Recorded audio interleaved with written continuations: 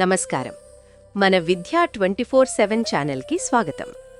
6వ తరగతి నుంచి 10వ తరగతి వరకు పాఠ్యాంశాలన్నీ తెలుగులోనే స్పష్టంగా, సులభంగా అర్థమయ్యేలా వివరించడం మా ధ్యేయం. స్కూల్ పరీక్షలైనా, ఫైనల్ అసెస్మెంట్స్ అయినా, ఎస్ఎస్సి బోర్డు పరీక్షలైనా మీ విజయాలకి కావాల్సిన పూర్తి మార్గదర్శకత ఇక్కడే లభిస్తుంది. ఇక ఈరోజు పాఠంలోకి వెళ్ళిపోదాం. హాయ్ స్టూడెంట్స్, ఈరోజు మనం ప్రపంచాన్ని శాశ్వతంగా మార్చేసిన ఒక ముఖ్యమైన కాలం గురించి తెలుసుకోబోతున్నాం. అదే పారిశ్రామిక విప్లవం. మన చుట్టూ ఉన్న ఈ ఆధునిక యంత్రయుగం అసలు ఎలా మొదలైందో ఇప్పుడు చూద్దాం. సరే, ఈరోజు మనం ఏమేం నేర్చుకోబోతున్నామో ఒకసారి చూద్దామా? మొదటగా ఈ విప్లవం ఎలా మొదలైంది, ఆ తర్వాత ఫ్యాక్టరీలు, అక్కడ పనిచేసే కార్మికుల గురించి తెలుసుకుందాం. అప్పుడు శక్తి, రవాణా, వాణిజ్యం ఎలా అభివృద్ధి చెందాయో చూద్దాం. ఈ మార్పులన్నీ కలిసి కొత్త నగరాలను ఎలా సృష్టించాయో చూసి చివరగా మనం నేర్చుకున్నవన్నీ రివ్యూ చేసుకుందాం. సరే, మరి మొదలుపెట్టేద్దాం. ఈ పెద్ద మార్పుని సరిగ్గా అర్థం చేసుకోవాలంటే ఫ్యాక్టరీలు రాకముందు వస్తువులు ఎలా తయారయ్యేవో మనం ముందుగా తెలుసుకోవాలి. విప్లవానికి ముందు వ్యాపారులు పుటింగ్ అవుట్ సిస్టమ్ అనే పద్ధతిని ఫాలో అయ్యేవారు. అంటే పని అంతా వేర్వేరు ఇళ్లలో జరిగేది. వ్యాపారులు ముడిసరుకు ఇచ్చేవారు, చేతివృత్తుల వారు తమ సొంత పనిముట్లతో ఇంట్లోనే వస్తువులు తయారు చేసేవారు. అయితే ఈ ప్రక్రియ చాలా నెమ్మదిగా సాగేది. అయితే దేశాల మధ్య వ్యాపారం పెరిగే కొద్దీ వస్తువులకు, ముఖ్యంగా బట్టలకు డిమాండ్ విపరీతంగా పెరిగిపోయింది. మరి ఇంత నెమ్మదిగా జరిగే ఉత్పత్తితో ఆ డిమాండ్ను ఎలా అందుకోగలరు చెప్పండి? ఆ పెరిగిన డిమాండ్ వల్లే 1750 నుంచి 1850 మధ్యకాలంలో అద్భుతమైన ఆవిష్కరణలు జరిగాయి. వీటన్నింటిలోనూ అత్యంత ముఖ్యమైనది, ఒక గేమ్ చేంజర్ ఏదైనా ఉందంటే అది స్టీమ్ ఇంజిన్. జేమ్స్ వాట్ అనే ఒక ఇంగ్లీష్ హస్తకళాకారుడు ఆవిరి శక్తితో, అంటే స్టీమ్ పవర్తో నడిచే ఒక ఇంజిన్ను కనిపెట్టాడు. ఇది ఎంత పవర్ఫుల్ అంటే ఇది ఇతర యంత్రాలను కూడా నడపగలదు. ఒక నిజమైన బ్రేక్ త్రూ అన్నమాట. ఇక్కడ చాలా ఆసక్తికరమైన విషయం ఏంటంటే ఈ ఐడియా చాలా సింపుల్. ఆవిరితో వచ్చే ప్రెషర్ని ఉపయోగించి ఒక పిస్టన్ని పైకి కిందకి కదిలించారు. ఆ కదిలే పిస్టన్ ఒక పెద్ద చక్రాన్ని తిప్పేది. అంతే, ఆ తిరిగే చక్రం స్పిన్నింగ్ మెషీన్లైనా, మగ్గాలైనా దేన్నైనా నడపగలదు. మనుషుల శక్తిగాని, జంతువుల శక్తిగాని అవసరం లేకుండానే. సరే, ఇప్పుడు చూద్దాం ఈ స్టీమ్ ఇంజిన్ వల్ల వస్తువులను తయారు చేసే పద్ధతి, ప్రదేశం అన్నీ ఎలా మారిపోయాయో. దీంతో ఫ్యాక్టరీ సిస్టమ్ అనేది మొదలైంది. అంటే ఇకపై ఇళ్లల్లో కాదు, వందల మంది కార్మికులు ఫ్యాక్టరీ అనే ఒక పెద్ద బిల్డింగ్కి వచ్చి అక్కడ పెద్ద పెద్ద మెషీన్లను ఆపరేట్ చేయడం మొదలుపెట్టారు. ఈ కొత్త సిస్టమ్ వల్ల సమాజంలో 2 కొత్త వర్గాలు పుట్టుకొచ్చాయి. ఒకవైపేమో ఫ్యాక్టరీలు, మెషీన్లు, ముడిసరుకు అన్నీ తమ సొంతమైన క్యాపిటలిస్టులు, వాళ్ళ లక్ష్యం లాభాలు సంపాదించడం. మరోవైపు కేవలం జీతం కోసం పనిచేసే కార్మికులు, వీళ్లకు తాము తయారుచేసే వస్తువులపై ఎలాంటి హక్కు ఉండేది కాదు. ఫ్యాక్టరీల వల్ల వాటి యజమానులకు బోలెడంత సంపద వచ్చింది. కాని ఆ ఫ్యాక్టరీలలో పనిచేసేవాళ్ల జీవితం ఎలా ఉండేది, వాళ్ల పరిస్థితి ఏంటి? ఇది చూడండి. ఇది ఒక బొగ్గు గనిలో పనిచేసిన ఒక చిన్నారి చెప్పిన మాటలు. నాకు 4 ఏళ్లున్నప్పుడ్నుంచి ఈ గనులో పనిచేస్తున్నాను. రోజూ 12 గంటలకు పైగా ఇలాగే పనిచేయాలి.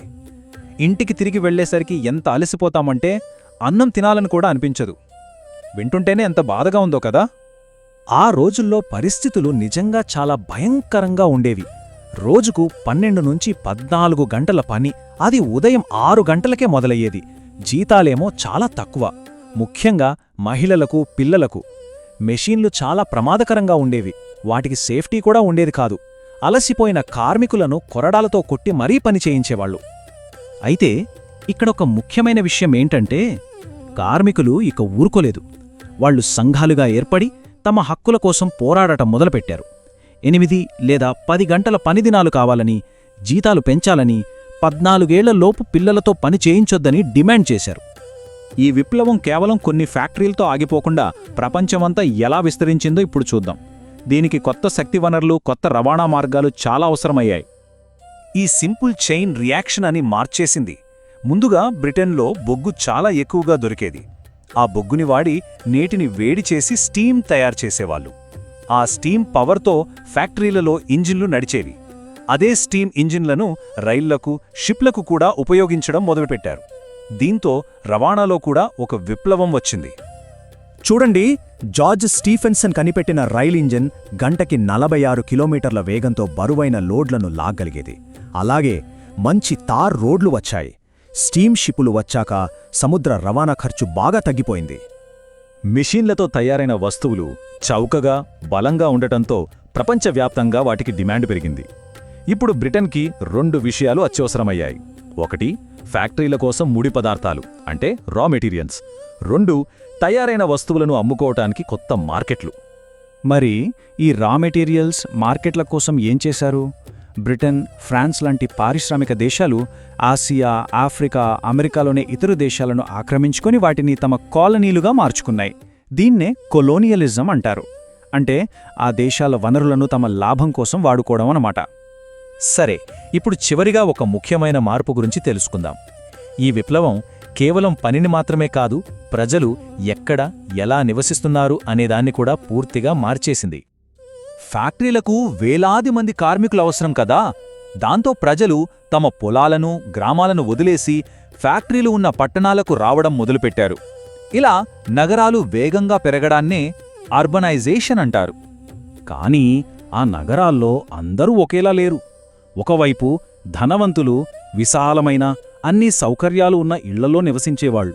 మరోవైపు కార్మికులు ఫ్యాక్టరీల దగ్గర కనీస సౌకర్యాలు కూడా లేని మురికివాడలలో అంటే స్లమ్స్లో ఇరికిరుగ్గా బ్రతికేవాళ్లు.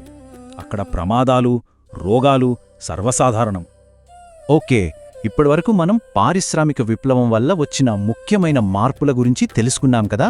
ఇప్పుడు వాటన్నింటినీ ఒక్కసారి రివైజ్ చేసుకుని మనకి ఎంతవరకు అర్థమైందో కొన్ని ప్రశ్నలతో చెక్ చేసుకుందాం. ఒక్కసారి సమ్మరీ చూద్దాం. ఉత్పత్తి పుట్టింగ్ అవుట్ సిస్టమ్ నుంచి ఫ్యాక్టరీ సిస్టమ్కి మారింది. టెక్నాలజీ స్టీమ్ ఇంజిన్ ఒక కొత్త యంత్ర యుగాన్ని ప్రారంభించింది. పని నేర్పున్న చేతివృత్తుల వారి స్థానంలో జీతానికి పనిచేసే కార్మికులు వచ్చారు. సమాజం అర్బనైజేషన్, స్లమ్స్, కొత్త సామాజిక వర్గాలు ఏర్పడ్డాయి. ఇక గ్లోబల్ ఇంపాక్ట్ ప్రపంచ వాణిజ్యం పెరిగింది, కొలోనియలిజం విస్తరించింది. మొదటి ప్రశ్న చూద్దాం. ఫ్యాక్టరీ యజమానులు కార్మికులకు తక్కువ జీతాలిచ్చి ఎక్కువ గంటలు ఎందుకు పనిచేయించేవాళ్లు? కొంచెం ఆలోచించండి. వాళ్ల ముఖ్య ఉద్దేశం ఏంటి? లాభాలను పెంచుకోవడమే గదా. మరి లాభాలను పెంచుకోవాలంటే ఏం చేయాలి?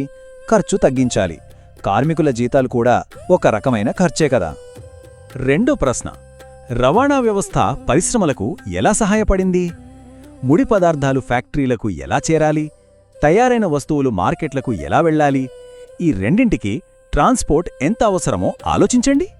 ఇక మూడవ ప్రశ్న, ఈ రోజుల్లో ఫ్యాక్టరీలలో పిల్లలను పనిలో ఎందుకు పెట్టనివ్వరు? మనం ఇంతకుముందు వాళ్ల పరిస్థితుల గురించి మాట్లాడుకున్నాం కదా. ఆ పని వాళ్ల ఆరోగ్యానికి, ఎదుగుదలకు ఎంత ప్రమాదకరమో చూశాం. అందుకే కాలక్రమేణా ప్రభుత్వాలు పిల్లలను రక్షించడానికి చట్టాలు చేశాయి. మనం ఈరోజు జీవిస్తున్న ఈ ప్రపంచాన్ని తీర్చిదిద్దింది పారిశ్రామిక విప్లవమే. దాని చరిత్రను మనం అర్థం చేసుకుంటే మన ప్రస్తుత సమాజాన్ని ఇంకా బాగా అర్థం చేసుకోగలుగుతాం. Let's make learning easy. ఈరోజు చూసిన పాఠం మీకు ఉపయోగపడిందని హృదయపూర్వకంగా ఆశిస్తున్నాను. ఇలాంటి మరిన్ని స్పష్టమైన, సహాయకరమైన, మార్కులు పెంచే పాఠాలు పొందాలంటే మన విద్యా 24/7 ఛానల్ను తప్పకుండా సబ్స్క్రైబ్ చేయండి. ఈ వీడియో నచ్చితే లైక్ చేయండి, మీ ఫ్రెండ్స్కి షేర్ చేయండి. మీ సందేహాలు, సూచనలు, తదుపరి నేర్చుకోవాలనుకున్న విషయాలు కింద కామెంట్స్లో రాయండి. మీ స్పందన మాకెంతో ముఖ్యం. మీ ఒక్క లైక్, ఒక్క షేర్, ఒక్క కామెంట్ కూడా ఈ చదువు వెలుగును మరింత మంది విద్యార్థులకు చేరుస్తుంది. మాతో ఉండండి. మీ నేర్చుకునే ప్రయాణాన్ని ప్రతిరోజు మరింత బలంగా, మరింత స్పష్టంగా, మరింత ప్రభావవంతంగా మార్చుకుందాం. ధన్యవాదాలు.